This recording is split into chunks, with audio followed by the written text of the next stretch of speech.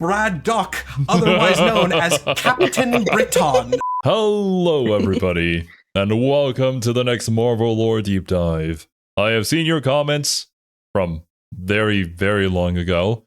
There are some recent comments about Zemnu and the whole BMAS Thunderbolts video, but we decided this one is something we should probably get around to sooner rather than later. Captain Britain. We did learn a little bit about the dude during the cosmology video, I believe. I think they talked about him a little during Psylocke too. Ah, yes, indeed, because Psylocke's lore is directly tied to Captain Britain. Psylocke became Captain Britain and all that jazz. Yeah, I remember. Regardless, if you guys haven't already, please go and support Sir Superhero. Link to the original video, top of the description, like always. The Marvel multiverse was not always protected by never-ending armies of Spider-Men. Long before every reality boasted its own variants of Spider-People, the multiverse had defenders of a different kind. My question is, what is happening with the outfit on the bottom left? The dude in like a chef's hat on the left? What are we doing? British people. The Captain Britain Corps was some of Marvel's first experimentation with multiverse storylines, and boy, did they experiment with them in a very weird way sometimes. From wizards to legal trials to one of the strongest supervillains that Marvel has ever created, my goal here today is to tell you as much about the Captain Britain Corps as I can, and considering how incredibly scattered and disconnected their lore can be, that's going to be a little bit difficult. But hey, piecing together connected explanations from very disconnected decades of lore is exactly what I do all the time, so let's get started. Where better to start this story than at the start, is a phrase that people say sometimes, which does not apply to Captain Britain at all. I had genuinely so much trouble deciding where I wanted to start this video because there are like 4 different places where I could start, and yet somehow none of them provide a perfect chronological retelling. I went back and forth on this a couple of times before ultimately remembering that this is a YouTube video, and the point of this video is how weird Captain Britain lore is, so I should really grab your attention and start at the beginning option, which is the weirdest. Therefore, we are not going to start by talking about Captain Britain, or even really anything related to the United Kingdom directly. Instead, we're going to begin with a brief discussion of the cosmological geography of the multiverse. There, now you should understand the territory. Okay, sit down, class. We're going to learn about the cosmological geography of the multiverse today. I definitely feel like I'm back in university. Let me bring out a notebook and start writing down some stuff. Oh, God. Yeah. The multiverse is a very overused trope, especially in the last several years, but when Captain Britain was doing it originally, this was not the case, because they were one of the first to address this idea. It's a general way of thinking where you have to keep in mind these things came around during a time where it wasn't a established thing. So often our critique of it is from the perspective of modern day tropes and whatnot, but these things kind of created those tropes that we're so familiar with. It's hard for me to like take myself out of the perspective I'm currently in and imagine myself during the days of ye old comic books, but I try to keep that in mind as much as possible. I mean, I imagine it's similar to like comparing to like really old isekai to like modern isekai, which are just not the same thing even remotely anymore. It's like looking at Hack Sign and then rolling your eyes that it's another isekai. Bruh. Yeah. We're not the first comic book to do this. DC had been publishing multiverse storylines with The Flash for many years, but Captain Britain was the first Marvel series to take the multiverse and actually make it a plot point rather than just a gimmick.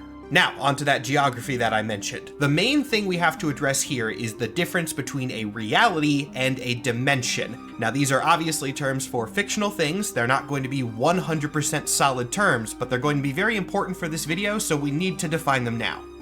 For our purposes, reality is what you probably think of when you hear the term multiverse. It is an alternate version of the same universe with different variants of the same characters. Some might diverge more than others, but typically you can see the roots. There are many of these, possibly infinite different realities, and they exist parallel to each other, making up the majority of the multiverse. But the multiverse has more to it, that being dimensions.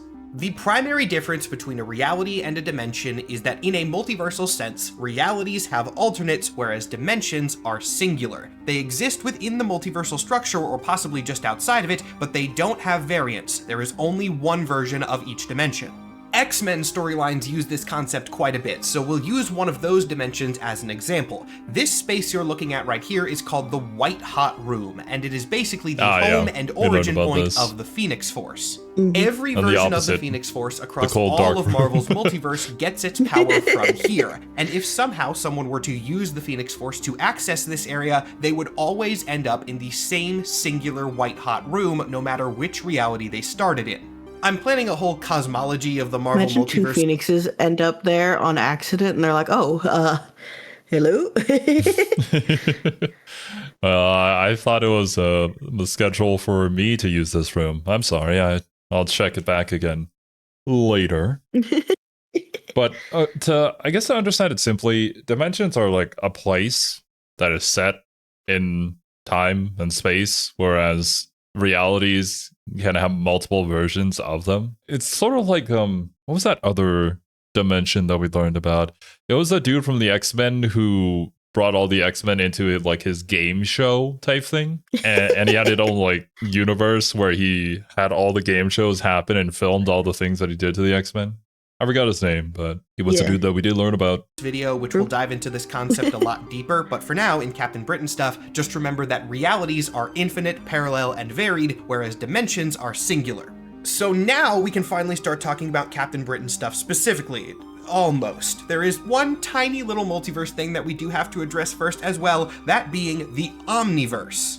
Now that I have said the word Omniverse out loud, I can pretty neatly divide you guys watching into 3 categories. Those of you who went, oh my god, this is an Omniverse storyline, those of you who don't know what that word means, and those of you who thought of Ben 10, which is my favorite of the 3 categories. If you don't know what the word Omniverse means, and I know what category Survey falls into. or thought of Ben 10, which is unrelated, good.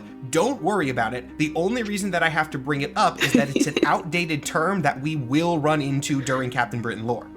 Remember, this is old multiverse stuff, like late 70s, early 80s, which is old for Marvel at least. And at the time, sometimes writers would just say Omniverse instead of multiverse. Since then, that word has changed and now means something else. But for the rest of this video, treat them like they're synonyms. Omniverse and multiverse mean the exact same thing. Roger. Okay, so we've established what reality. Well, yeah, as those superheroes said, we're coming up with terms, we're trying to make things sound cool, we don't really have everything figured out. It's sort of like how in Yu-Gi-Oh! Archetypes are denoted by quotation marks around the name, so it's specifically Archfiend. But back then, when they released Archfiend and all the different Archfiend cards, it was not in quotation marks, so technically speaking, they're an archetype, but also not, because they're not following the rules of archetypes. But, you know, they didn't have that shit figured out back then. They were just throwing things out and hoping it would work. Probably same situation for Marvel here. Reality and alternate universe mean. We've established what dimension means, and we've established that omniverse is a word that's going to come up, but just means multiverse again. Now we can finally start talking about Captain Britain. Except the story doesn't actually start with Captain Britain, it starts with Merlin, which is the most British thing so far, so we're making progress. Marvel's version of Merlin actually starts off pretty similar to the real-world character of Merlin, but like if you took every version of that character and mashed them all together into one guy. In the classic Marvel stance that in this world all myth and folklore are true in some capacity, this Merlin's original history is a blend of Arthurian legend and some more modern pop culture influences, but we're gonna skip all that and get right to where Marvel started writing their own lore for Merlin. Marvel's Merlin seems to originally be from an alternate reality. In this reality, he was a student to a man named Necrom, who was his world's Sorcerer Supreme. Using his position as Sorcerer Supreme, Necrom studied travel between realities, and eventually grew mad with power, summoning the Phoenix Force itself, which, as I established earlier, is a multiversal constant. See, I didn't use that White Hot Room example arbitrarily, I tied it back into things. Necrom's ultimate goal was to harness the near-limitless energy of the Phoenix Force and channel it into a spell so massive that it could affect all of the multiverse at once, uniting every reality and dimension into a singular one that he would rule over. This is shockingly similar to Doctor Doom's plan in the 2015 Secret Wars comic, but whereas Doctor Doom would later succeed, Necrom failed, and he failed because of Merlin. Refusing to let his master conquer all of existence, Merlin threw himself into the energy matrix created by the spell and was able to disrupt it from within. However, how crazy do you gotta be to be like, I want to rule over the universe, but wait, there's multiple of them.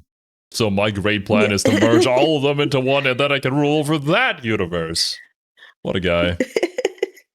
Right. He himself was sent spiraling throughout the multiverse in the process, ending up in a dimension called Otherworld. This is Otherworld, so as you can see, we're getting slowly more and more British as the video goes on.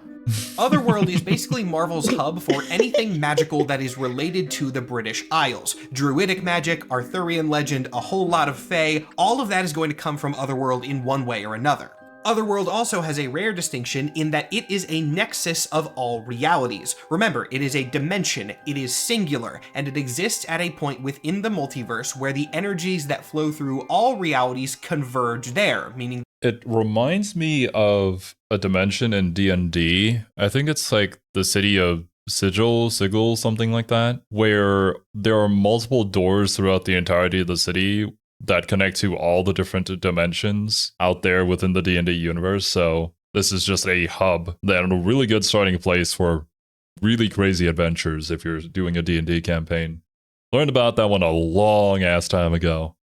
But yeah, it's still, the concept still stuck with me, being like the perfect starting place for an adventurer's party who maybe have very different backgrounds to meet up with each other. That Otherworld can be used to access any other existences.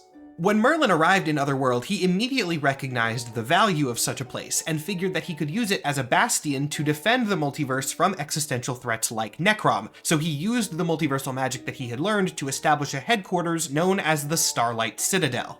Within the Citadel, Merlin established a new faction of defenders known as the Dimensional Development Court, with himself at the head under the title Omniversal Guardian. And remember, in this context, Omniverse just means multiverse. Basically, he was the Multiversal Guardian.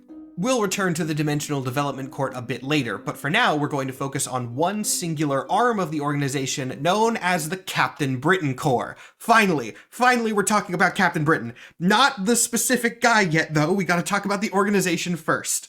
This is where the whole Spider-Verse before Spider-Verse thing from the title of this video really comes into play. As you might be able to guess, the Captain Britain Corps is made up of different versions of Captain Britain, one from each reality, dedicated to defending their universe and the multiverse at large if something so drastic ever comes up.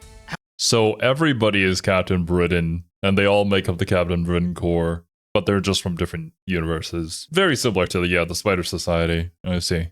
However, there are some pretty big differences between the Captain Britain Corps and groups like the Spider Society. The biggest one being that while the Spider Society recruits variants of Spider-Man from across the multiverse, the Captain Britain Corps doesn't just recruit Captain Britons, it creates them. Instead of just waiting for a reality to develop a Captain Britain on their own and then bringing them into the group after that, Merlin takes a more active approach, going into realities that don't have Captain Britons, finding people who he deems worthy, and bestowing the powers to them.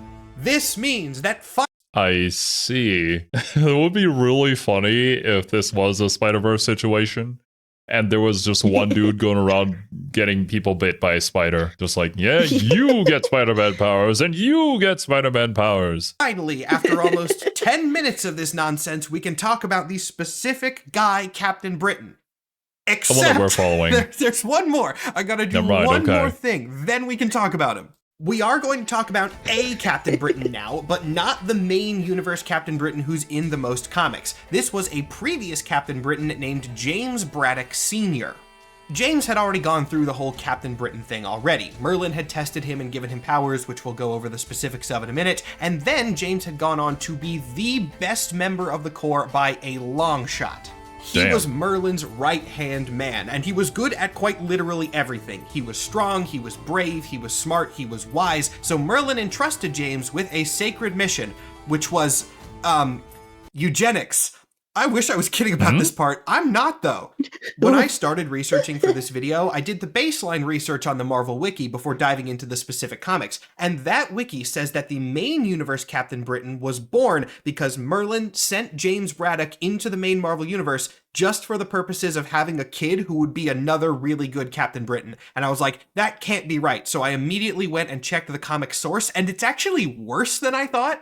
Not only does it straight up say that James was sent on a, quote, sacred quest to sire a savior, they don't even mean this in a magical fantasy destiny sense. In the next panel, it talks about how his wife was chosen as a, quote, again, genetically compatible mate. I don't know what this comic was on. It was written like 25 years after the original Captain Britain debuted, so it was a very strange retcon, and I'm amazed that it hasn't been retconned again, but yeah, apparently it's still canon. However, getting through that does mean that finally, for real this time, we can talk about main universe Captain Britain. Well, that was a fun side tangent, okay?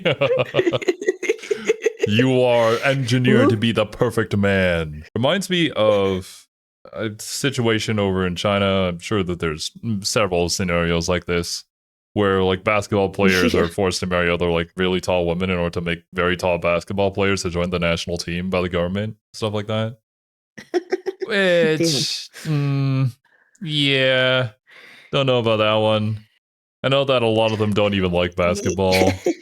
But you're kind of forced into it if you're tall. Brian Braddock, the Captain Britain of the main Marvel Universe, son of Lord James Braddock and his genetically compatible mate, Elizabeth Braddock. He has an older brother named Jamie, who would later prove to be a mutant, and a twin sister named Betsy, who would also later prove to be a mutant. Psylocke, yeah. This means that Brian was the only one of the three without any inherent superhuman potential, but he would become a superhero first. His young life was relatively normal, though, despite the death of his parents, which was later revealed to be a murder by a supervillain. In his early 20s, Brian was a university student studying physics and working as an assistant at the Darkmoor Energy Research Center. One day, this place was raided by villains who wanted to kidnap some of the scientists, and during Brian's attempt to escape, the bike he was riding on was run off the road, leading to his grave injury. As Brian was bleeding out on the side of the road, Merlin and his daughter Roma appeared to him, offering him a chance to survive and become the new Captain Britain. It wasn't just a yes or no option, though, there was an additional choice to be made. When Merlin empowers a Captain Britain, he presents them with two artifacts, known as the Sword of Might and the Amulet of Right. He then asks them to choose one, basically as an early test of their character, asking them to subconsciously choose between peace and wisdom or strength and violence.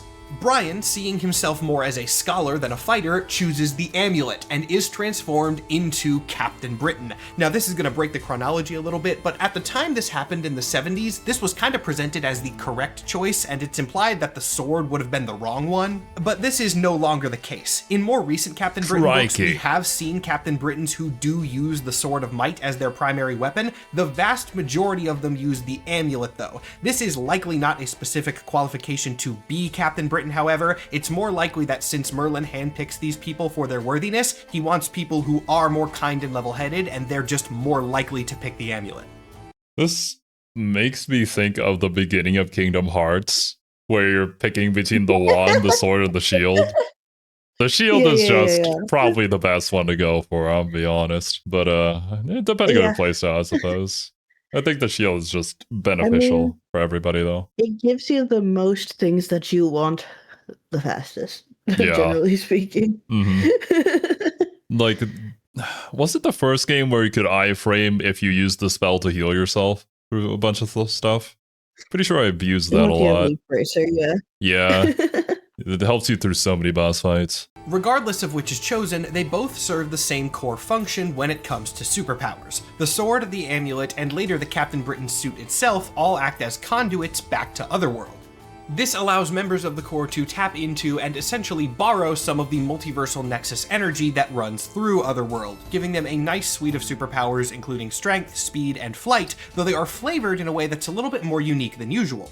Most notably, the enhanced durability that Captain Britons have is not just because their bodies are tougher in some way, but instead comes from a small force field of energy that surrounds them at all times. Personally, I also like the theory that this is the cause of some of their other powers as well, like Captain Britons can fly by using this field to carry them into the air. I don't believe that's ever been officially stated, though. I'm gonna believe it because it is cool. However, it is my headcanon, so take it with a grain of salt.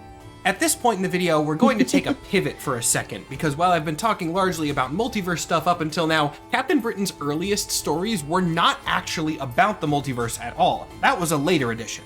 When Brian Braddock first debuted in 1977, his main purpose was just as a superhero for the British audience. Marvel Comics were actually quite popular over there, to the extent that the company had a separate publication branch titled Marvel UK, but they were mostly just doing reprints of American stories.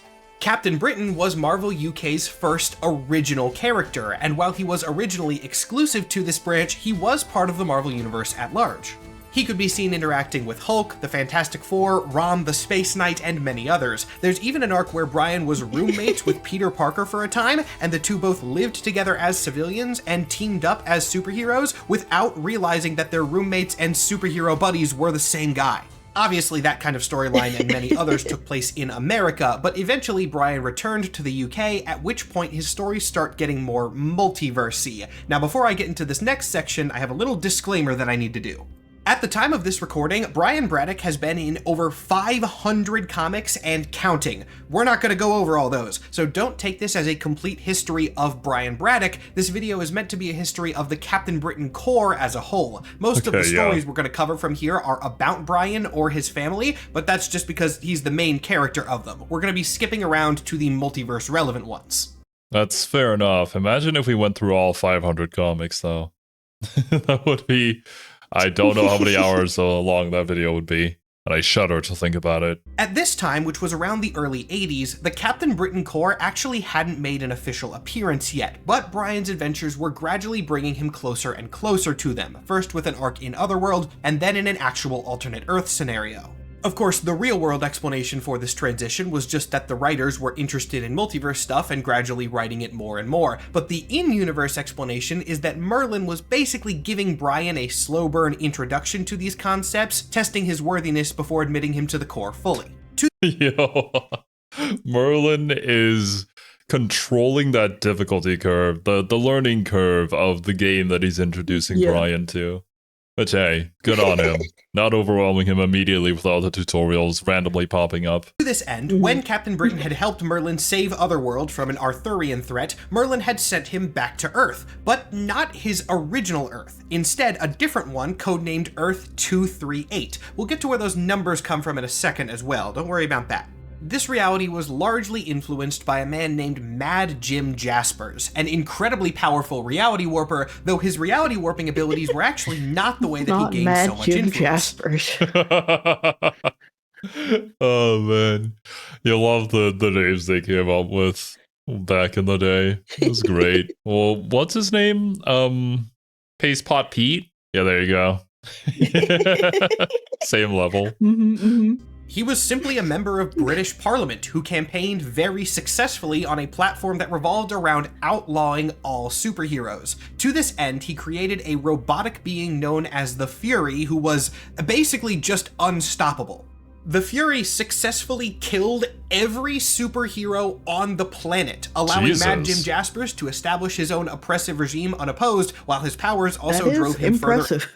What the hell? What did you make that thing out of? How did you make that thing? And further into insanity. When Captain Britain arrived on this planet, the Fury actually killed him too, but Merlin brought him back somehow. Bruh. This might seem like a kind of unsatisfying ending to this storyline. Captain Britain just loses and dies and then comes back. And the reason it feels weird is that it's not the ending. This is actually only the beginning to the arc that establishes the Captain Britain Corps, a storyline named Jasper's Warp. After Merlin revived Brian, he sent him back to his home reality of the main Marvel Universe, but shortly thereafter, Brian was summoned back to Otherworld to appear in front of the Dimensional Development Court. This is where I get to introduce a very fun character with a very fun name, Her Royal Highness Opal Luna Saturnine, Omniversal Magistrix of the Dimensional Development Court. We're just gonna call her Saturnine from here on out. Okay, As good. you can maybe tell by that name. Is that Emma Frost? No, but I mean, it looks a lot like her, yeah. She is blonde woman in white. Saturnine was the head of the DDC, reporting only to Merlin himself, who was usually busy with other duties. It was Saturnine's job to ensure that all realities of the multiverse were as safe and balanced as they could be. Captain Britain had actually met Saturnine in Earth 238, the one controlled by Jaspers, and she recruited him to help fix that whole situation. They failed, as you can probably guess by Captain Britain dying, but they actually failed in a way that was a lot bigger than originally thought. Separate from what Brian was doing, Saturnine's attempts to overthrow Jaspers pushed him over the edge, causing him to unleash his full power in an event called the Jaspers Warp, which, yes, is what most people also call this storyline as a whole. Now untethered by any remaining sanity, Jaspers was so powerful that he could have thrown the entire multiverse into chaos if he had been allowed to spread. Therefore, the only option that the Dimensional Development Court had was nuking Earth-238 in its entirety, destroying the entire universe to prevent Jaspers from escaping. Yikes. This wide-scale devastation was clearly a worst-case scenario, and when it was found out that Saturnine's actions... I would hope so. So, from my understanding, Mad Jim Jaspers over here was a politician who went so crazy that he collapsed the entire universe, basically, or they were forced to collapse the entire universe, or else he would have destroyed the entire multiverse. Is that right? Am I following this correctly? It seems like it. Yeah. Mad Jim Jaspers built different. He did literally build a machine that killed all the superheroes on his planet, so... I guess so. Contributed to it, she was immediately deposed as Magistrix and brought to trial. This, in turn, is why Brian was brought to Otherworld. He was testifying on her behalf that her actions against Jaspers were warranted. This trial is where we get to see other members of the Captain Britain Corps for the first time, and even though this comic is not super well known by the general public, it is actually wildly important to Marvel lore as a whole for one specific reason. This is where universe numbers come from. Issue 7 of this Captain Britain comic confirms that the Dimensional Development Court is responsible for the numeric designations given to universes. In fact, the first mention of Earth number 616 comes from Saturnine, where she refers to Brian Braddock as the Captain Britain of Earth 616. Gotcha. Some of you might have picked up on this, but that is why I've specifically been calling the main Marvel Universe the main Marvel Universe instead of using the number in this video. I wanted to save that little number reveal for this. In any comic before this one, it was just the main universe, it wasn't 616. Anyway, regardless of Brian's testimony, the court does not take the threat of Jaspers seriously and rules against Saturnine. Brian then helps her escape with assistance from a team called the Special Executive, and they go back to Earth 616. Brief sidebar, the Special Executive is not that important to Marvel lore outside of this one arc, but I do need to briefly mention something about them. They contain a member from Gallifrey. Yes, that Gallifrey. Doctor Who was briefly canon to the Marvel Universe thanks to some Marvel UK stuff, though it is not canon anymore. Don't ask me what the status of this Gallifreyan character is now that the canon has changed. I don't really know it.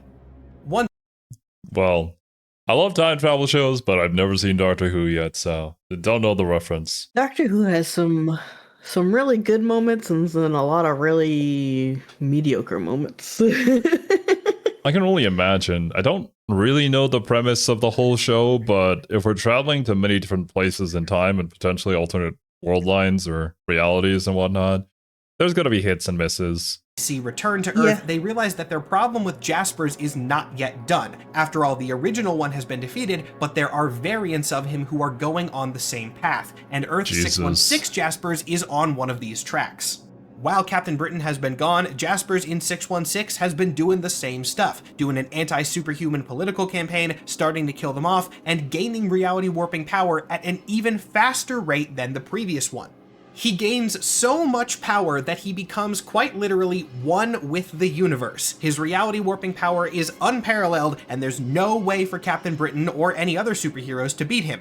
And actually, none of them do end up beating him because he gets taken down by a very unexpected source barreling its way back in.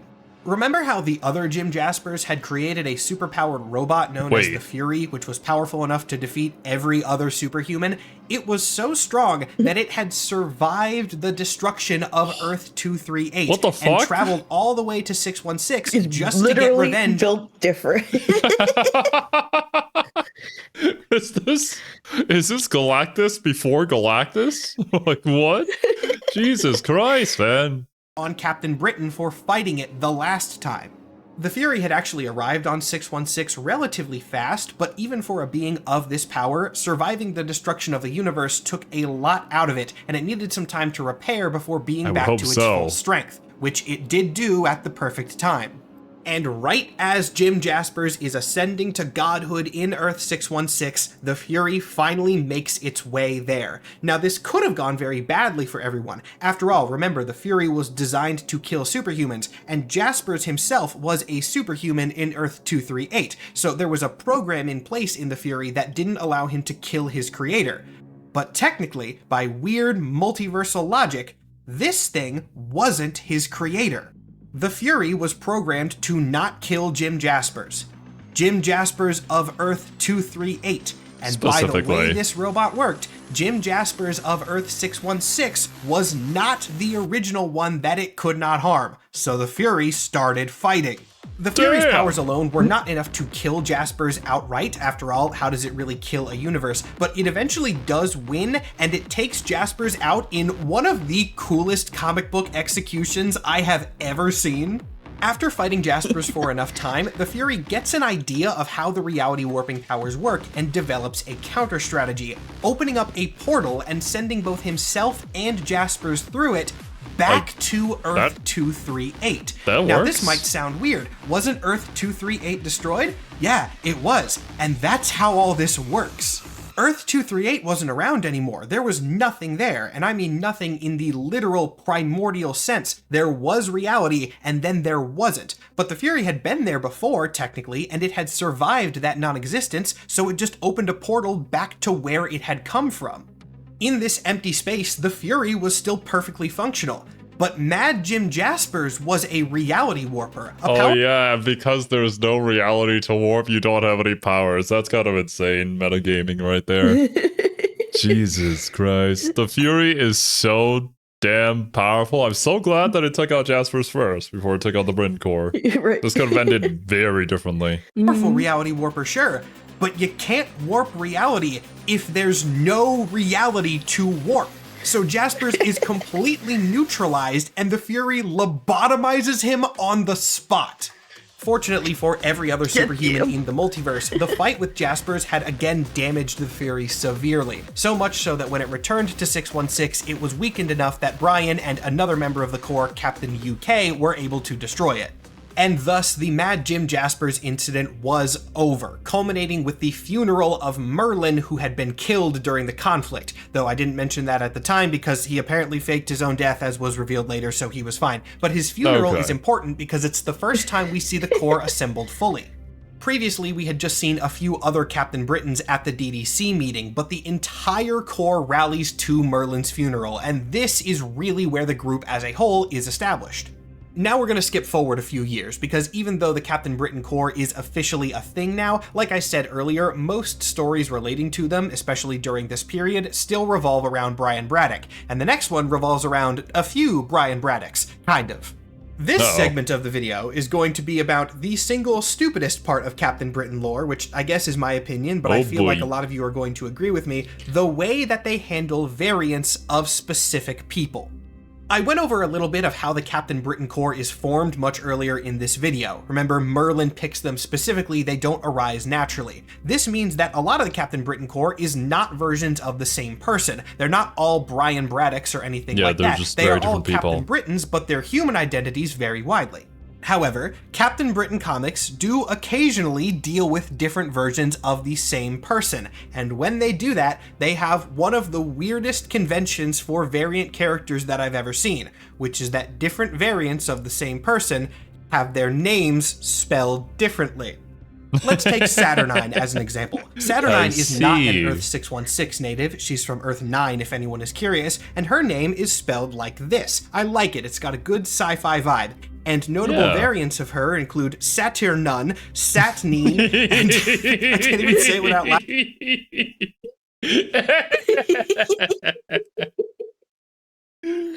Saturnun is pretty good. Saturnun. I actually kind of love this. I think this concept has been used in some other media that I've checked out before, but I can't think of it off the top of my head. I wouldn't be surprised, but I don't know. Yeah, any? Yeah. I mean, Kingdom Hearts kind of did a similar thing, except you just add in an X into the name, and there you go. I mean, that's not the same concept, but it is playing with names, I guess. Yeah. Satyr 9 with the number 9 in it. Amazingly. Is Elon Musk making up all these names? I think, yeah. That would make a lot of sense, actually. Maybe, yeah. Satyr 9 is the most important of these variants, hailing from Earth 794, where she rules the Earth with an iron fist alongside her lover, Brian Braddock. Sorry, oh my. Byron Braddock, otherwise known as Captain Britain.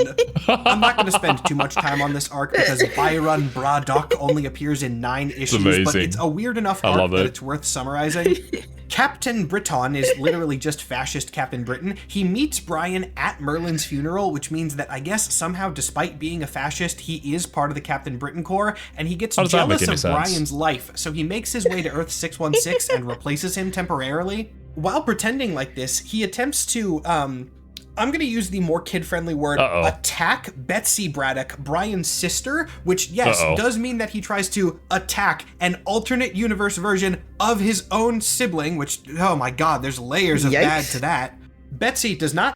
Wait, did we learn about this in the Psylocke lore? I'm pretty sure we did, actually. I don't remember. Yeah, it's been a bit. And we've learned a lot of lore since then, so I wouldn't be surprised if we ended up forgetting about this. But from what I recall, there was a situation like that during the whole lore video. Stand for this and melts his brain using her latent psychic powers, then taking his costume and becoming a Captain Britain in her own right temporarily. Yeah. She then goes on to become Psylocke. If you want to know her story, I did a whole video about that a couple weeks ago. Though we are going to return to her in a couple minutes, but in her capacity as Captain Britain, not as Psylocke. The Psylocke stuff is relatively separate, so go check that video. It'll flow better if I keep it in that one. Now, returning to the Corps at large, the next several years are the period of most importance for the Corps, but also not a great time for them as well. They go through a few status quo changes. Saturnine gets reappointed to the DDC, and Roma, Merlin's daughter, takes his place as Omniversal Guardian. As for Brian himself, he largely does his own thing and just has interactions with the main Marvel 616 universe, but other members of the Corps will show up from time to time and he'll get wrapped up in the occasional multiversal story. And then a few years pass and the Captain Britain Corps starts to go on what I can only call a generational losing streak. If you were rooting for these guys to be cool, I'm so sorry, I am about to ruin your day. The next major appearance of the Captain Britain Corps happens when Roma decides to mess with the Fantastic Four. Already a bad start, and it gets even worse. It's the Captain America comic panel all over again. His head is so small, and everything else is so big and bulbous. Yeah, I don't even know if there are muscles in the places where he has muscles. He just worked out so much that he got muscles. He created new muscles. He has so many muscles. Worse, when you learn that the reason she's messing with the Four is because of Franklin Richards specifically. For those of you who are not super deep into Fantastic Four lore and really only know the main 4 members, let me tell you a little bit about Franklin Richards. He is the son of Mr. Fantastic and Invisible Woman, and the way that I usually describe his abilities is that his superpower is yes. What do I mean by that? Yeah, so true, basically. Franklin is like one of the most overpowered characters in the entire universe. If there is to be one person left alive at the end of the universe, it's going to be Franklin. Like, there's no other answer to it. Well, we're going to do some audience participation here. Talk to your screen right now and ask me if Franklin Richards has a superpower. Pick any superpower and ask me, does Franklin Richards have that?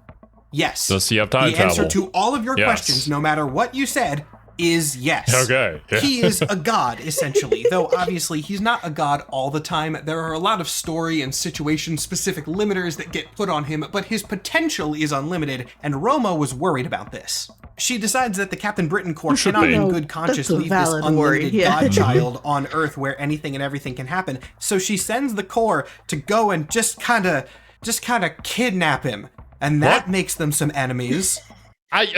Yeah, that's a great plan. Dumb shit? Why would you at least talk to them first? Observe, maybe? Have them understand the situation before you forcefully kidnap a kid? The Fantastic Four ain't gonna just lie down and let you kidnap Richards. Goddamn.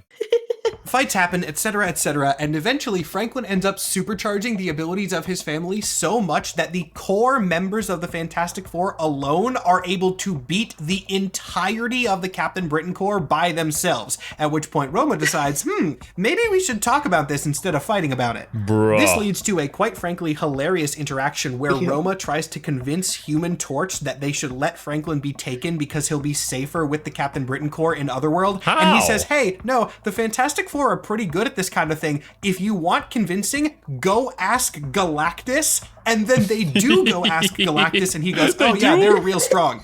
And so the Corps leaves, and Franklin Richards just...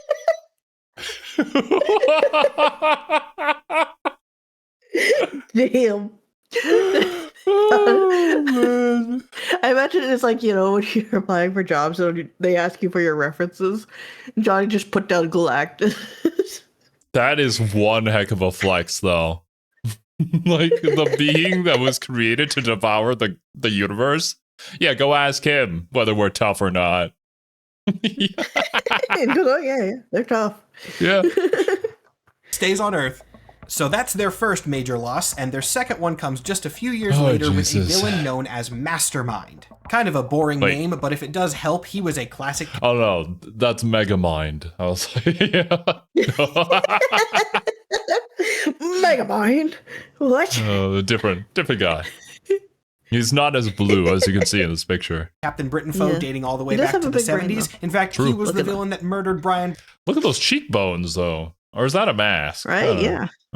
I can't tell. I think the top one's a mask, but he's still got intense cheekbones. Yeah, true. Braddock's parents, which I very briefly mentioned a while ago. Mastermind forms an army of beings known as Warpies, who are people that were altered by the reality magic of Mad Jim Jaspers again, and then horrific. This army goes and absolutely destroys the Captain Britain Corps. Like, only a few of them survive. Mastermind wipes the floor with them. The Corps remains destroyed for a while. Roma steps down as Omniversal Guardian and passes the title to Brian Braddock, putting him in charge of the Corps for the first time in the character's whole history. He rebuilds it, and then the Corps gets destroyed a second time almost immediately.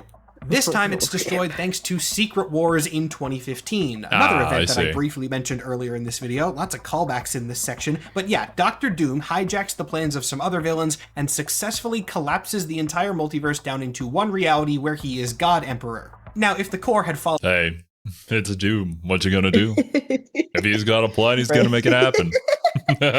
Yeah. It is really unfortunate, though, because I don't even know. Okay, the first one was definitely the fault of the Captain Britain Corps.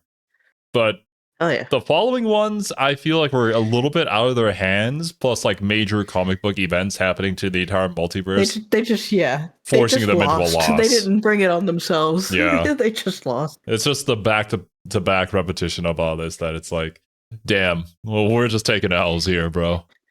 Into God Emperor Doom in their defense of the multiverse, that would be one thing, right? I mean, he beat everybody in this event, and it took them years to overthrow him. But they didn't get beaten by Doom. They got beaten by the people whom Doom hijacked.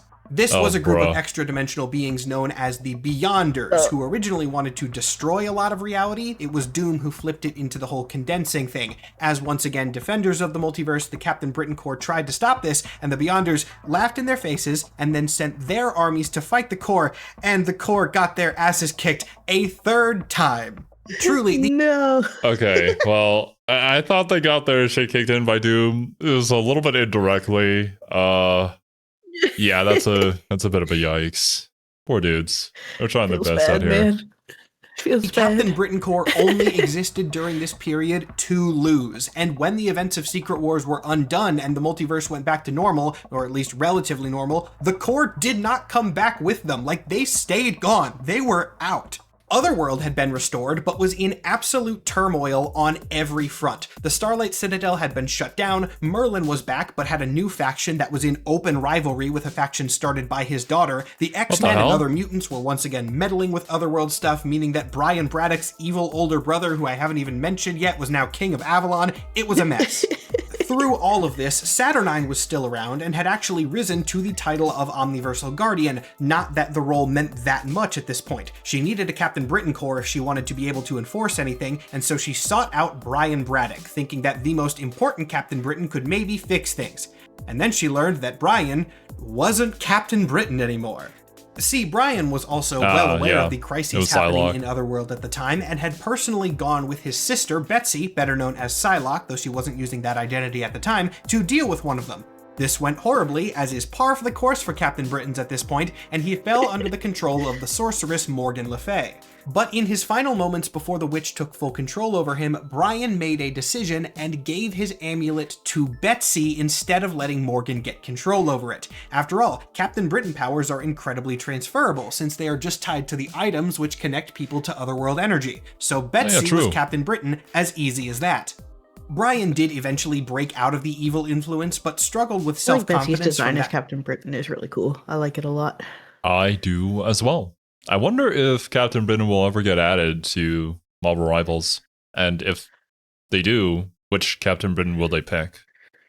I mean, I feel like Betsy would be a cool one just because it's not Betsy as Psylocke, so it'd be cool to see her. Yeah, but yeah, we already have the other version. We have Psy, right, as Psylocke there, so we could have Betsy. That'd be pretty neat. Point on, and found himself unable to take up his old title as Captain Britain. Instead, he left that to Betsy and took up a Sword of Might instead, becoming Captain Avalon. This is where the comics fully enter the era of Betsy Braddock as Captain Britain, and I'm going to be very honest with you, this is going to be difficult to summarize because it is so fundamentally tied to a lot of other concepts. This arc happened at a time known as the Krakoa era, which is... Oh, there you go. Okay, honestly, it might be a good time for us to check out the Krakoa video then. Yeah, we should do that. Yeah, that's been sitting on our to-do list for a little bit now. X-Men comics were extremely interconnected during this era, for better and for worse. On the one hand, it was very cool to see these comics really act as a living, breathing, cohesive world. On the other hand, though, Krakoa did become hard to follow for anyone but the most dedicated fans. And everything is tied so tightly that picking out and analyzing one single part is impossible without skimming many other things in loose detail. So basically, Krakoa fans, cut me some slack for the rest of the video, tried to explain as best as I could without going on tangents too far from the main topic, but some parts are only hit very quickly. That makes a lot of sense. You sort of sacrifice that onboarding process if you're trying to make everything so interconnected to the point where only people who have been there with you since the start will understand. It's a little bit different, but in a similar fashion, it reminds me of card games, where if you're watching something like Yu-Gi-Oh!, if you don't know how Yu-Gi-Oh! Is played, you're not going to have as much fun as someone who knows what's happening, right? That's why card game esports never really took off. It's just hard to understand what's going on, or like why you're supposed to be excited. Whereas I guess MOBAs, you can sort of understand the general rulings, and for fighting games especially, the other guy got punched really hard and died, so the other guy won. Yeah, that makes sense. With fighting games and MOBAs, even to an extent, even in a different game, so like if you compare like Dota versus League or something, you still have the same kind of fundamental actions, so it's not as big of a jump between each game, whereas a card game, the rules change so dramatically, and the different as such how they play change so dramatically that you couldn't just kind of sit down and watch a different card game and be like, yep, I know exactly what's happening here. Yeah, I think the strongest one is definitely fighting games, where the basic rule will always be punch the opponent really, really hard until they stop moving. Get their moving. health to zero. Yeah.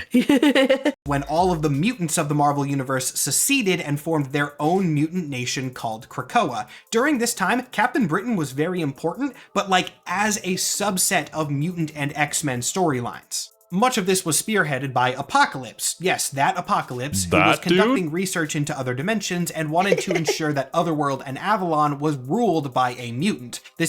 So, wait, Apocalypse became a good guy later? Wasn't there the whole X-Men Apocalypse movie that came out and he was like the main baddie? That's what I know of him anyway. I don't know too much about Apocalypse, to be honest. Well, we do have a whole like multiversal thing happening too, so who knows?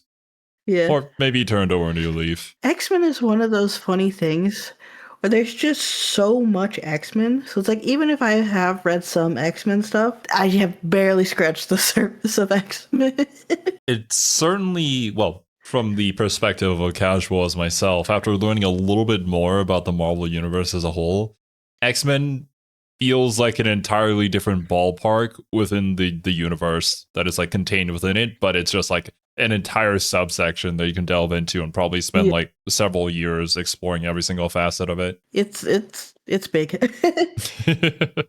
Sibling ended up getting the throne.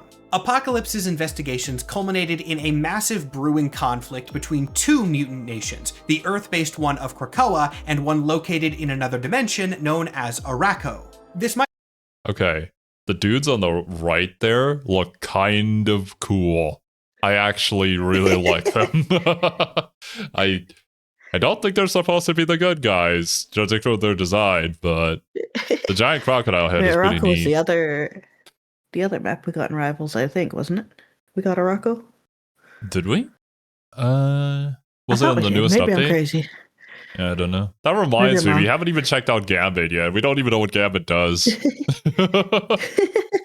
I haven't had the moment to play Rivals in a while. I want to get back to it, though. Same. Krakoa and one located in another dimension known as Arakko. This might not seem like Captain Britain would be involved in any kind of way, but the pathway to Arakko was most easily accessed through Otherworld, and that meant that whether anyone wanted it or not, it was probably going to become a battlefield. So Saturnine intervened. Now, through all this video, I've mentioned Saturnine many times, but I haven't actually talked about what her powers are, and I've done that kind of intentionally because they're very vague. She is a witch, and an extremely powerful one at that, so her magic kind of does whatever the story needs it to do, as is typical with magical superheroes. Though Saturnine cannot be accurately described as a superhero per se, I would say that she is probably a net good, but she ultimately largely works for herself and her own power. This is the real reason why she intervened. As the mutant war grew ever closer, Saturnine approached both nations and offered an option that she thought would avoid all the senseless bloodshed. As a neutral third party, Saturnine would organize a tournament between both of the warring parties, and the victor would be the ultimate mutant nation on Earth. This leads to the event X of Swords, which is an X-Men thing primarily, so it's not what this video is about, but we're going to focus on one of the main reasons that Saturnine did it, which was as a large play to rebuild the Captain Britain Corps. She wanted Brian to be the foundation of this. Saturnine knew Brian, she liked him, she thought that she could manipulate him easily, and she wasn't entirely wrong about that. But Brian wasn't Captain Britain at the time. Yeah. Remember, he was now Captain Avalon wielding the Sword of Might, a position that Saturnine had actually helped manipulate him into, but in hopes that she could convince him to become Captain Britain again, and he was still having that crisis of confidence, so he didn't do this. This was a big problem, because Saturnine's entire plan involved orchestrating this tournament in such a way that she could cast a spell on Captain Britain that would restore the Corps to its former glory. We'll get... Okay. This might just be me thinking ahead a little bit here during our recording session, but this whole tournament setup thing with ulterior motives to the tournament reminds me of King of Fighters so much. No, using a tournament to be a means to an end? Impossible. No other series has ever done this except King of Fighters. Now, if he says fight energy, then we know we're screwed. Yeah. I'm waiting for it. I'm expecting it. All the things that we check out just interconnect somehow in some weird way. To how that exactly works in a second. She needed Brian to be Captain Britain, and then she needed Captain Britain to fight in the tournament. He really didn't want to do that, but oh well, Saturnine gets what Saturnine wants, and Captain Britain fought on the side of Krakoa regardless. The first round of the tournament arrives, Captain Britain enters the field of battle, and then loses horribly, getting shattered into a million little pieces of stained glass by some sort of odd magic. This magic was Saturnine's plan the whole time, as these now shattered pieces of Captain Britain could be used as ingredients to draw variants of Captain Britain from around the multiverse, reforming the Corps. But there was a problem. As Saturnine watched these pieces, she realized that she had been tricked. The person that now lay in shattered pieces on the ground was Captain Britain, but it wasn't Brian. It was still Betsy wearing the suit. The twins had worked together to deceive Saturnine, making her think that Brian had retaken the mantle, but then he had given it back to Betsy, and she was the one that had taken up the sword and gone into the fight. But even though the spell didn't have the target Saturnine wanted, it had worked. There was Okay. I'll be honest, I don't entirely get what happens in this part of the comic. I went back and double-checked out for recording, and actually Saturnine clearly sees Betsy take the mantle and curse Sword before the fight. Okay? But then she's somehow still surprised when her spell targets Betsy instead of Brian? Not really sure why that is. Maybe Saturnine is just arrogant, but you'd think she'd have figured this would happen since she knew Brian was no longer part of the magic. She cursed the sword. Betsy was holding that sword. And then Saturnine is shocked that her curse targeted the person holding the cursed item. It's weird. But oh well. This is Excalibur issues 13 to 15 if you want to see for yourself. That is weird. It's like... That is weird. She clearly... Well, we did see the panel literally like a second ago here, where she is like seeing that it is her wielding the sword, right? Or maybe this is a different panel, but regardless, I don't know. I don't know how that went down. But it's not like the Psylocke comics into Captain Britain comics was a smooth transition either. They managed to pull it off, but there were a lot of bumps along the way. This is quite a bit past then, though. Yeah, it is. But we're also still a Marvel comic book. So that's true. We literally just got done with Ghost Rider. Do I need to point out another example of how things can get messy? Now a Captain Britain core again, powered by Betsy's spirit, who had also been shot off throughout the multiverse, but eventually made its way back. Saturnine begrudgingly accepts that while her plan did not go perfectly, it did work enough, and she does have a Captain Britain core to lead again. And then that core is immediately put in jeopardy by Merlin, who is back and a villain now. He is pissed that Saturnine has reformed the core and therefore risen to power in the thing that he originally created, fully supplanting him. So he decides to be super racist about it. Not only does he start a massive anti-mutant movement among the people of Otherworld to try and discredit Betsy as a legitimate Captain Britain, he brings back the Fury to start taking mutants out. Oh my god. How did he get the Fury back? Well, Jim Jaspers also came back. This era of Captain Britain was basically them going, hey, remember all the old Captain Britain stuff?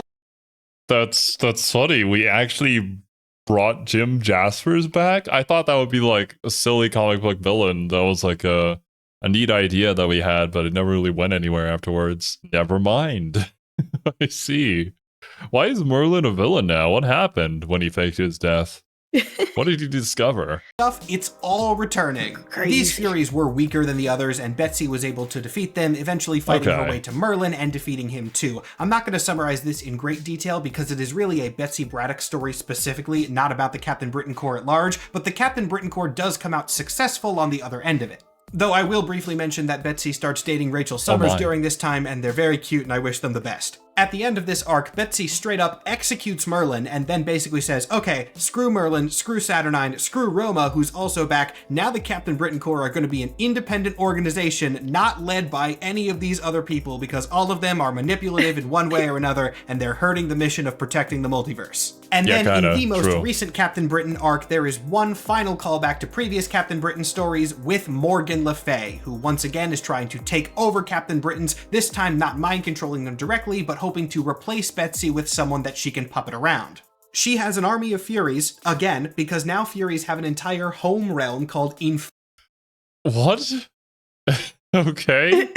Are Furies basically like the Sentinels for the Captain Britain Corps? At this point, it feels like... Yeah, it's sort of like their kryptonite, essentially. Like, if we're gonna have a faceless enemy for the Captain Britain Corps to fight, it's gonna be these dudes. Fernie the Everforge, and Betsy fights them off with the new Captain Britain Corps, which has way, way wilder variants than any of the previous ones. I'm gonna put a bunch of them on your screen as I'm talking here. Just look at some of these. They're insane. Morgan Le Fay is eventually beaten as well, meaning that all of the old threats to the Captain Britain Corps have been bested at one point or another, and they can return to their mission of protecting the multiverse with Betsy at... I love how we always have to have at least one dinosaur in our group of heroes. Look at that T-Rex over there. Dinosaurs are cool. You gotta have a dinosaur. He's very, very happy. Plus a dragon, too. So is that like a swan or something? Goose? Don't know. Giant bird. Open. Yeah. The helm. And this is where things end at a kind of underwhelming note. After all of this stuff with the Captain Britain Corps being reformed in the Krakoa era, yeah, they haven't been relevant since 2023. Betsy is relevant. She is still Captain Britain, and she's still a fantastic character. But they said that she was going to lead the Corps, and then she kind of just went home. Wait, what? And weirdly, I'm actually very much okay with this. As interesting as the Captain Britain Corps can be, and as fundamental as they are to the formation of the Marvel Multiverse as we know it, I feel like we don't really need them anymore. Because Spider-Verse happened. Don't get me wrong, yeah. I love Spider-Verse. I mean, it's a little bit overdone in the current comics in my opinion, but the older ones are fantastic and the movies are absolutely incredible. And unless 100%. Captain There's Britain some really wants... good Spider-Verse comics. I can understand it from that point of view where, yeah, we do have the Spider-Verse now, and that's kind of the popular thing, and they sort of fill the exact same role, and the Captain Britain Corps has kind of been dragged in the mud this entire time because of certain events that happen to other people where they have to get involved in canonically, and then they're supposed to lose, or else those things wouldn't happen. So it's just tough. I feel like too, not to say that Betsy isn't a very just superhero, right? But when you put something like protection of the multiverse, which is very dangerous and very risky, having one of your character pillars be one of the most like morally just heroes makes sense. I don't know. Whereas Captain Britain as a collective has had some dubious moments quite a bit. It seems like, I don't know. I could be wrong. I don't know that much about. I don't know much about Captain Britain, just based on what we see here. But like, well, we still haven't gotten to why Merlin returned as an evil dude. We don't really get much of an explanation as to why Merlin turned a basically fascist version of our main character into Captain Britain to then have him later come on and attack our sister. Like, what the hell? And yeah, all of our leaders are basically corrupt and have their own agenda, so we should probably leave the mantle to somebody else who's more fit for the job at this point. We're kind of a mess right now. Yeah, I don't know. It's a little bit unfortunate. I think it would be cool if there were like a different facet that the two forces, like the Spider-Verse plus this, could coexist with each other and handle different things and maybe work together at some points. But yeah, maybe the writers just can't really figure that out or don't want to bother with it. I wouldn't touch that with like a 10-foot pole or something. It's like, no idea. Yeah. To do something really new and fresh on the concept, even though they did it first, it's just kind of going to feel like Spider-Verse again if they try to do the same thing they've been doing. I think the thing that made Captain Britain's idea of the multiverse so fun back in the older days is just how off-the-wall insane it was, with variants being spelled differently and the Fury being strong enough to teleport reality warpers into the voids of dead universes. Now that stuff's kind of just been diluted. Having Captain Britain fight an army of Furies is somehow less cool than when they were only fighting one. And while characters like a dinosaur Captain Britain are fun, this is a one-off joke. It's almost kind of like we were talking about the Alien franchise yesterday. Or was it whatever, the other day. Yeah. And it's like, in the first Alien, part of what made that movie so good was the fact that we didn't know the alien yet. Exactly. And so it just was such a bigger threat than versus like Aliens or any movie that followed, where it's like, okay, we know the xenomorph now, and there's multiple of them and whatnot, but they're not scarier because you know it. Exactly. If they had attempted to do the same thing that they did with Alien in Aliens, it would just be really lame because, yeah, as you said, we already know it. So, like, having the slow reveal of the monster would make absolutely no sense. Really, the only way to go about it was to go full action, and they pulled it off very well. Everything after that, though, is a little bit debatable. There's some hits and misses in the rest of Alien franchise. Yeah. Sort of a similar situation here for the Britain Corps. It's just definitely a hit or miss sort of concept where it was really cool back in the day and we pioneered all this, but now we got the people who are a little bit more fit for the job. Maybe someday we'll return. That said, Britannica Rex is that's pretty peak. It is peak. We need at least one dinosaur that is going to be a part of the hero group, whatever hero group that it is. We need a dinosaur X-Men, a mutant dinosaur. I'm sure there is one. I don't know it, but I'm sure there is one. I am almost certain. They may not have a whole lot of lore behind them, but They'll just be there in the background because dinosaurs are cool. And it's a joke that Spider-Verse already did better. Captain Britain herself is awesome. Betsy's time as the character has been fantastic. I love the way they're infusing all the Otherworld stuff and Fae magic into the storylines, but for the core to have a place here, it really needs to be something new. What could that look like? I really don't know, though honestly, after recording this video for way longer than I thought I was going to, it is definitely on my mind, so I'm probably going to be thinking about it for a while. Maybe I'll come up with something. But for now, the video ends on a kind of odd note, which I fully acknowledge, but that is fairly lore accurate to the state of the Captain Britain Corps right now. Where do they fit in the they're universe? Around, they exist, Brian is around, so is Saturnine and the Furies and Mad Jim Jaspers. Betsy Braddock and Otherworld are still actively relevant on a regular basis, but the Corps, they're just not relevant.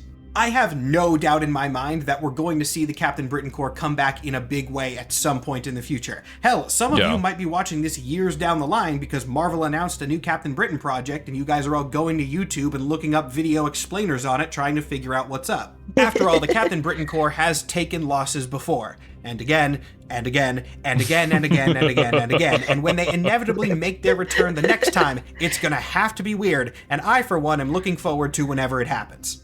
As always, thank you all so much for watching this video, especially if you got all the way to the end. I feel like I say this a lot, so maybe I should just learn to expect things to go long, but wow, this really went longer than I thought it was going to, and I had to skim over a lot of stuff, so I hope you enjoyed how strange this was. Also, big thank you to Ruben Perez, who drew the avatar that you've been watching talk at you for a while. I always appreciate his work. He did a fantastic job with this. But I think the switch to long-form content for him was such a good idea, because I love his long-form content. 100%. I would never have known of some superheroes content if he had just stuck with them. I believe he was on TikTok before and was like doing shorts and stuff like that. Yeah. That's just not a format that I watch at all or understand. Yeah. Well, and it's like for something like all these lore videos, it's like, I want the meat of it. I want the big long form. Yeah, I want more details on it. I want to explore every possible facet of it that I can and sort of like sit here and try to think through it and come up with my own conclusions. And it's just more fun that way for me than getting blasted by something in like a minute. And with that, the Captain Britain Corps video is completed. Now, I ended my last YouTube video with like 3 rapid-fire puns in a row, but I don't want to do that this time, so instead I'm going to leave you with an inspiring quote from my favorite British person. Bingle bongle dingle dangle, yickety doo, yickety da, ping pong, lippy tappy too-ta. Have a good day, everybody. Oh, okay. What do I say to that? I don't know. I don't know. Anyways, what is that even a reference to? Doctor Who? Is that something that happened there? Regardless, it was super cool to learn about the origin of why all the different multiverses are numbered. Started with the Captain Britain Corps, and it's pretty neat. It makes a lot of sense for it to be that way. It's just a really big shame, though, that we can't find a place for them to fit in the Marvel Universe currently. But I'm sure some talented writer will come around and recontextualize a lot of stuff and find them a place to be. Because, like, you can't abandon this much history, right, at this point. And because Betty's still a relevant character, yeah, they do have to find a place for them to be, but we'll see. Yeah, I definitely feel like we'll see more of them. But yeah, I have no idea how long or how big it'll be when they come back. Maybe they've come back by now, I don't know. I have not read Captain Britain. If you guys know any more details or have any sort of theories as to where they could fit in, when they're going to come back, please do let us know in the comments. But that's going to be it from me and Serby today. Thank you guys so much for watching. Hope you all enjoyed, and we will catch you all in the next one. Bye bye.